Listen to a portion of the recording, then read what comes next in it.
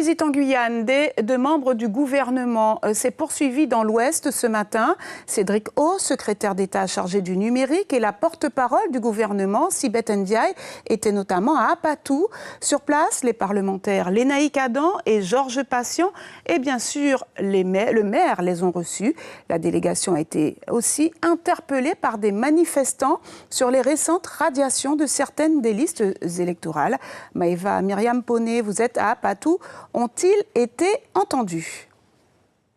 Eh bien, écoutez, Catherine, la délégation ministérielle ne pouvait pas éviter ce comité d'accueil. Un comité d'accueil composé d'une dizaine de manifestants avec des banderoles pour interpeller les membres du gouvernement sur ces radiations qui ont eu lieu il y a quelques jours ici, dans la commune d'Apatou. À la tête de ce comité d'accueil, le candidat Romaric Baya, qui donc a appris il y a quelques jours qu'il était radié, ainsi que 5 de ses colistiers. Alors, que s'est-il passé ? Une discussion entre les manifestants et la délégation ministérielle. La porte-parole a assuré que la démocratie serait donc respectée, mais également le maire d'Apatou, Paul Dolianki, qui jusque-là ne s'était pas exprimé sur cette affaire et a promis au candidat Baya de faire toute la lumière sur cette affaire.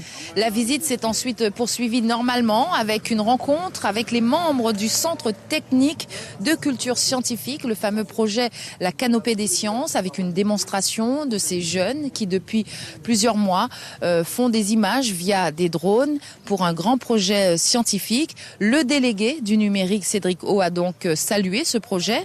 Le numérique, qu'il considère comme une belle opportunité de découverte et de carrière pour ces jeunes, même s'il est conscient que l'Ouest reste une région dépourvue en Internet. Mais il rappelle qu'avec la collectivité territoriale, l'État s'est engagé à financer le déploiement de la fibre et également du satellite.